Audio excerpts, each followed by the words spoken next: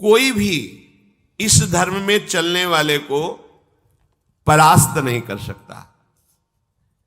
ये बात ध्यान से समझ लीजिए। जैसे कोई बहुत बड़ा तांत्रिक है और वो भूतों को वश में करने वाला है और तुम्हारे ऊपर भूत लगा दे, तंत्र के द्वारा मारण मूठ या कोई शाप या किसी तरह का अमंगल, ध्यान दीजिए, ये इस धर्म की बड़ी महिमा है। यदि आप भगवद आश्रित हैं, नाम जप कर रहे हैं, तो ना माया का कपट चलेगा, ना किसी का तंत्र तुम्हारे ऊपर चलेगा, ना किसी का कोई मारण मंत्र चलेगा, ना कोई भूतावेश तुम पर आविष्टित कर सकता है, ना किसी भी तरह की कोई विष आदि की। यदि आप सच्चे हृदय से भगवान की शरण में हो तो तुम्हारे ऊपर विष का भी प्रभाव खवाया जाएगा, विष वो हो जाएगा स्वास्थ्यवर्धक अमृत। गरल सुधा, गोस्वामी जी कह रहे, रिपु करहि मिताई, गोपद सिंधु अनल शीतलाई। जो भगवान का आश्रित जन होता है उसको विष भी अमृत हो जाता है। अगर उससे दुश्मनी करेगा ना कोई और उसका बुरा चाहेगा, वो जितना कुप्रचार करेगा, निंदा करेगा, उतने उसका यश बढ़ेगा। अगर वो आग लगा देगा तो उसके शरीर में चंदन से भी बढ़कर शीतलता का काम आग करेगी। जो भगवद आश्रित है, श्री हरिराम व्यास जी ने भी प्यारी जू के चरणों के आश्रित जनों को पुष्ट करने के लिए बताया कि राधा प्यारी के चरणारविंद शीतल सुखदाई, कोटि चंद मंद करत नख विद जुन्हाई। श्री राधा प्यारी के चरणारविंद शीतल सुखदाई। शाप ताप रोग शोक दारुण दुखारी, लाल इष्ट दुष्ट दलन कुंज भवन चारी। हमारी गोरी भोरी प्रियाजू के गोरे चरणारविंद का जिसने आश्रय ले लिया है, शरणागति ले ली है और राधा राधा नाम जप करता है, तो किसी भी ऋषि का साप उस पर लागू नहीं होगा। हरिराम व्यास जी कह रहे ये विशाखा सखी के अवतार है, कह रहे शाप कोई लागू नहीं होगा उसके ऊपर। ताप दैहिक दैविक भौतिक ताप उसका स्पर्श नहीं कर सकता। कोई भी पाप उसे अपने अधीन नहीं कर सकता। किसी का भी तंत्र मंत्र उसके ऊपर लागू नहीं हो सकता, क्योंकि ये चरणारविंद लालजू के भी इष्ट है और ये चरणारविंद दुष्टों की दुष्टता का दलन करने वाले और हृदय में प्रेम प्रकाशित करने वाले हैं। कोई भी भयानक से भयानक रोग तुम्हारे शरीर पर हो सकता है, पर वो तुम्हें अधीन नहीं कर पाएगा। शाप ताप रोग शोक, बड़ी से बड़ी हानि होने पर भी तुम्हें शोक स्पर्श नहीं करेगा। प्यारी जू के चरणों का जिसने आश्रय ले लिया है, यह ऐसा परम धर्म है कि इसके आश्रित को कोई भी तंत्र मंत्र मूठ मारण भूत प्रेत पिशाच पिशाचनी कोई भी नहीं स्पर्श नहीं कर सकता। ध्यान रखना। हां, अपना कल्याण कराने के लिए सामने आ सकता है, क्योंकि नाम जापक ही सबके कल्याण का सामर्थ्य भाव रख सकता। जो निरंतर नाम जप करता है उसमें सब सामर्थ्य आ जाती है। एक बार भाई जी से हनुमान प्रसाद पोद्दार जी समुद्र के किनारे बैठे नाम जप कर रहे थे, तो देखा एक सफेद पोशाक पहने हुए पाग बांधे हुए पारसी वेशभूषा में सामने खड़े हैं। भाई जी ने सदाचार के कारण कहा, बाबूजी क्यों खड़े हो, बैठ जाइए। तो उनका आप बोले तो मेरे में सामर्थ्य है आपसे बात करने की, डरना नहीं आप।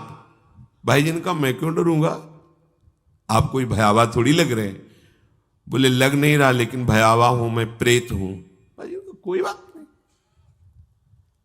जो भगवत भजन में ये सब कई जगह ऐसा घटना में, गंगा किनारे जैसे श्मशान है, ऐसा नहीं कि प्रेत योनि नहीं होती, होती है, पर वो प्रभाव नहीं दिखा सकती। ऐसे प्रत्यक्ष देखा है। भाई जी ने कहा कि तो आप हमारे पास क्यों आए हो? बोले अपना उद्धार कराने के लिए। मुझे गीता कंठस्थ है, बहुत से शास्त्र कंठस्थ हैं, पर कुछ ऐसी मेरे से गलतियां हो गई जिनके परिणाम रूप मुझे प्रेत योनि प्राप्त हुई है। फिर मुझे आंतरिक संकेत हुआ है कि आप हमारा कल्याण कर सकते हो। भाई जी ने कहा तो बड़े आश्चर्य की बात है कि आपको गीता कंठस्थ है और फिर आप प्रेत योनि में, गीता के एक श्लोक बोल दे तो प्रेत तो मुक्त हो जाता है। बोले मुझे से कुछ ऐसे भयानक अपराध हो गए, जैसे गुरुद्रोह है, वैष्णव अपराध, ये बड़े भयानक अपराध होते हैं। जब किसी का पतन होना होता है तो माया यही खेल खिलवाती है, क्योंकि और सब पाप है वो दरस परस अगनाश, गुरुजनों के संतों के दर्शनों से ही नष्ट हो जाते हैं। लेकिन संत द्रोह, नाम जापक, वैष्णव द्रोह, गुरु अवज्ञा, गुरुद्रोह, ये भयानक अपराध होते हैं, इनसे दुर्गति हो जाती है। तो अपना कल्याण करने के लिए कोई ऐसा भले, नहीं तो किसी भी भक्त के सामने, भगवद आश्रित नाम जापक के सामने किसी का चेटक नहीं चलता है। मथुरा दास जी की भक्ति का प्रभाव, हजारों लोग अनुयायी, हजारों लोग शिष्य बन गए। तो अब वो तांत्रिक था, तंत्र मंत्र का उसे बहुत ज्ञान था। श्री मथुरा दास जी जिस नगर में रहते थे वहां वो जाकर अपना नाटक शुरू किया। उसने सब जगह प्रचार प्रसार किया, मैं गंडकी नदी में 12 वर्ष तक खड़े होकर के तपस्या करके आया हूं, केवल दूध का आहार करता था, उसके प्रभाव से शालिग्राम भगवान हमारे बस में हो गए। और आप सबको मैं दिखा सकता हूं कि शालिग्राम मेरे वश में है, देख लीजिए। सिंहासन लाता, बाहर रखता, हजारों की भीड़, ऐसे ऐसे करता तो वैसे शालिग्राम उठते और नाचते हुए ऐसे ऐसे ऐसे फिर रख जाते, फिर ऐसे ऐसे ऐसे ऐसे। अब तो सबको आश्चर्य हो रहा, जैसे चुटकी बजा रहा वैसे शालिग्राम की बटिया ऐसे ऐसे ऐसे। लोग भीड़ कटने लगी, क्योंकि अब जैसे राधा राधा कहो, कोई जंतुर नहीं है, कोई भस्म नहीं है, कोई वादा नहीं है, तो फिर कम वहां तो दिखाई दे रहा ना ऐसे, देखो ये सब तो लगता है ना कि हाँ। अब हमसे पूछो कि हमारे मन में क्या चल रहा है, हमें नहीं पता है। हमें ये देखना है कि हमारे प्रियाजू के मन में क्या चल रहा है। मन मन की रुचि जानिने, मुझे अपनी लाडली की मन की जान के उनकी परिचर्या में रहना है कि तुम्हारे मन की जान के तुम्हारी परिचर्या में रहना है। हाँ, तुम यदि मन से ऊपर उठना चाहते तो हमारी बात मान लो, मन को अधीन करके, और मन के अधीश्वर भगवान में तुम्हारा प्रेम हो जाए, तुम्हारा जीवन कृतार्थ हो जाए। अब वहां नाम नंद नंदन का भजन पद्धति, तो जो कमजोर लोग थे उन्होंने कहा कि आज तक कोई चमत्कार तो दिखाया नहीं मथुरा दास जी ने। देखो ये हैं संत, 12 वर्ष से दूध पी के गंडकी नदी, 12 मिनट भी नहीं खड़ा होगा कभी। अब भेंट जो जितनी चढ़ाएगा उतने उसके दुख नष्ट होंगे। अरे भैया वहां तो रुपया सब समेटता, फिर दूसरे मोहल्ले में, पूरे गांव में अब तो जय जयकार, शालिग्राम भगवान को नचा। कोई सेवा की सामग्री लेने गए थे मथुरा दास जी की श्रीअंग सेवा में जो रहते थे संत जन, उन्होंने देखा, वो आए, बोले महाराज एक बड़ा चमत्कारी महात्मा आया, वो कह रहा 12 वर्ष से हम दूध पीकर गंडकी नदी में, वो वैसे ऐसे करता है तो साल। तो बोले भैया भक्त तो हो ही नहीं सकता, भक्त भला भगवान को अपना प्रदर्शन क्यों बनाएगा और उसके बदले में भेंट लेकर के, ये तो नाटक है भैया। वो देखे भी नहीं थे, बोले ये तो नाटक है, कोई संत ऐसा नहीं कर सकता, कोई भक्त ऐसा, कोई संप्रदायाचार्य से दीक्षित वैष्णव मार्ग में चलने वाला, ये तो अपराध है। तो उनका महाराज जी तो हजारों लोग वहां प्रभावित हो, अच्छा है भगवान उस रूप में। बोले नहीं महाराज, फिर सत्य मार्ग के प्रकाशित करने के लिए आप यहां विराजमान, अगर उसका कपट पाखंड चला तो हजारों लोग धोखे में हो जाएंगे, चलो आप एक बार उसके सामने। तो उनका कि यदि हम उसके सामने गए तो उसका सब ये दुकान बंद हो जाएगा। बोले महाराज जी आप जरूर चलो, क्योंकि आपके चलने से यदि लोगों की श्रद्धा भगवान में वास्तविक लगे तो आप भी तो यही चाहने के लिए यहां गांव में वास कर रहे हो। उनको बड़ा दुख हुआ कि एक तो उसको दुख होगा, उसका नाटक बंद होगा, दूसरा कि वो जान क्यों नहीं रहा है जिन भगवान को तुम नचा रहे हो, अगर वास्तविक उनके तुम सेवक बन जाओ तो तुम्हें सब कुछ प्राप्त हो जाएगा। शालिग्राम भगवान श्री हरि ही है, कोई और नहीं है। पर बहुत जब उन्होंने कहा तो कहा चलो अच्छा, तो पाए परि गए लेके जाए ढिग ठाढ़े भये, चाहत फिरायो पे न फिरे सोच पर्यो है। जान गयो आप कछु याही को प्रताप ये पे, मारो करि जाप यो विचार मन धर्यो है। मुठी ले चलाई भक्ति तेज आगे आई नाही, वाही लपटाई भयो ऐसो मानो मर्यो है। हुए करि दयाल जा जीवायो समझायो, प्रीति पंथ दर्शायो ही भायो शिष्य कर्यो है। सभी शिष्यों ने चरण पकड़ करके मथुरा दास जी को मनाया कि आप वहां चले। तो आप गए सादे वस्त्र, एकदम सहज स्वरूप साधु का। जाके भीड़ भी इनके साथ है कि भाई मथुरा, उनका भी प्रभाव था तो बहुत सी भीड़ साथ गई। जाकर के गांव वालों ने कहा कि भैया वो आप जो स्वामी जी दिखाते थे शालिग्राम भगवान का चमत्कार, वो दिखाइए, हमारे गुरुजी आए हुए हैं। ये तो उसने जाना था कि महिमावान है तभी तो वो आया था, पर उसको ये पता नहीं था कि हमारा प्रोग्राम इनके सामने नहीं चल पाएगा, क्योंकि भगवान नाम जापक के आगे कोई तंत्र मंत्र, कोई शाप पाप ताप ये सब नहीं, वास्तविक जो भगवत मार्ग में है। अब उसने निकाला सिंहासन और पूरा सब शालिग्राम जी को, तो केवल चुटकी ही बज रही थी, शालिग्राम भगवान वहीं बैठे थे। हर प्रयास कर लिया, कोई चमत्कार नहीं। लोगों ने कहा कि दिखाओ ना, अब ये हमारे गुरुजी हैं, गांव में रहते हैं। अब भक्त की निष्ठा के सामने भगवान को भी छोटा बनना पड़ता है। इतने महान भगवान भक्त बलि जी के सामने बामन बन के भीख मांगने के लिए गए। भक्ति निष्ठा जीत सकते थे, आज्ञा दे सकते थे, ना आज्ञा दी और ना विजय प्राप्ति की। भिक्षा में मांग करके दिया माता अदिति को कि आपकी चाह है कि राज्य पद देवराज को मिले, तो आपकी आराधना से मैं जाऊंगा, पर वो मेरा भक्त है, ना युद्ध करूंगा ना आज्ञा दूंगा, पर मांग के लाऊंगा। भगवान भिक्षुक बन के गए। भक्त के आगे नौटंकी नाटक कहां चल सकता है? अरे जुगनू तब तक चमकती रहे जब तक सूर्य प्रकट नहीं होता। सूर्य प्रकट हुआ तो लाखों जुगनुओं का कोई मतलब नहीं रह जाता। नौटंकी नाटक, ये साधुता का भेष धर के कितने दिन चलेगा? जिस दिन पोल खुलेगी ना, उस दिन सब नष्ट हो जाएगा, सब नष्ट हो जाएगा। लोग परलोक तो पहले ही नष्ट हो चुका था। पाखंड न करे। हम कह रहे तुम्हें धन चाहिए, तुम्हें सम्मान चाहिए, राम राम भजो, कृष्ण कृष्ण भजो, हरि हरि भजो, विश्व नमन करेगा, ईमानदारी से भजो। हमने ऐसे संत भगवान देखे, ककारा नहीं पड़े, कुछ नहीं जानते, बस एक ओम, दुई ओम, तीन ओम, चार ओम ऐसे जपते, और लोग न्यौछावर थे, सीधे सरल ओम ओम, राम राम, कृष्ण कृष्ण, साफ सिद्ध। कबीरदास जी जैसे वहां पर राम राम राम राम। श्री स्वामी सत्संगानंद जी महाराज बक्सर, बस इतने। जब कोई बेटा राम राम, ऐसे लगते थे कि मतलब इनको पी जाएं, अपने हृदय में रख ले। इतने दुलारे वयोवृद्ध थे, ऐसा सुंदर रूप, ऐसी कोमलता, ऐसा आकर्षण। राम राम राम राम। अरे प्रभु के नाम में क्या नाटक करने की जरूरत क्या है? पाखंड कर। प्रभु महालक्ष्मी पति हो, तुम्हें लक्ष्मी ही चाहिए तो वो सब दे देंगे। काहे को नाटक करे? काहे को किसी को भ्रम में डाले? तुम भ्रम में हो, दूसरे, अरे भैया तुम राम राम जपो, कृष्ण कृष्ण जपो, तुम्हारा मंगल इसी, बस इसी में मंगल होगा, दूसरा मंगल कर ही नहीं सकता। अब उनके प्रभाव से उनका कुछ नहीं हुआ।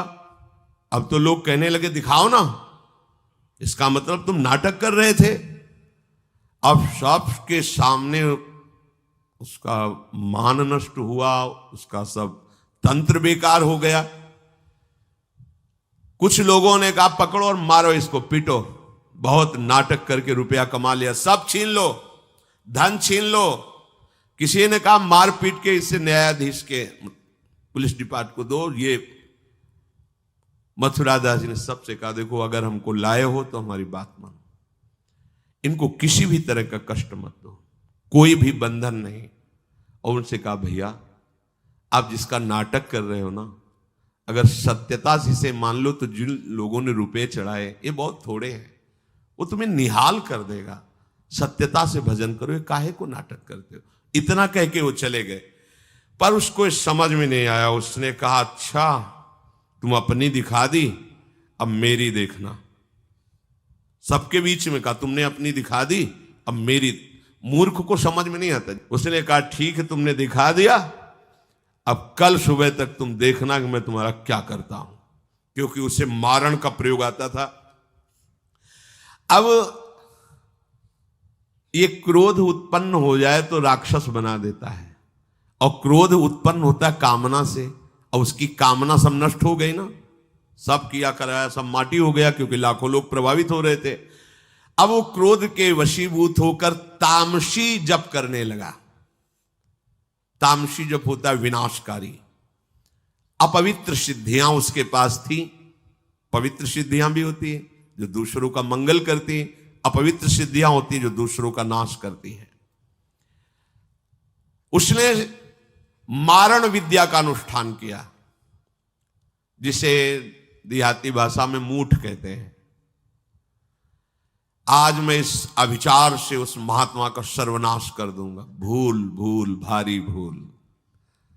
जो साधु की मीच तक है वो उसी मीच से मरता है, ये तो समझ में ही नहीं आया। सरस्वती जी को देवता और ब्रह्मा जी सब प्रार्थना कर रहे हैं कि अयोध्या वासियों की बुद्धि तो बदल दी, वापस गए। भरत जी आ रहे हैं, इनकी बुद्धि बदल दो, नहीं भरत जो कहेंगे वही राम करेंगे। तो दिमाग पलट गया है भरत की बुद्धि। अरे प्रभु का इशारा था, इसलिए अयोध्या वासियों की बुद्धि बदल दी। भरत जी के विषय में सोचोगे भी तो नष्ट हो जाओगे। महाप्रेमी भरत के विषय में सोचना ही तुम्हारे लिए अमंगल हो जाएगा। और हम क्या, करोड़ों सरस्वती भी हो तो भरत की भाव भरी भक्ति में बाधा नहीं पहुंचा सकती।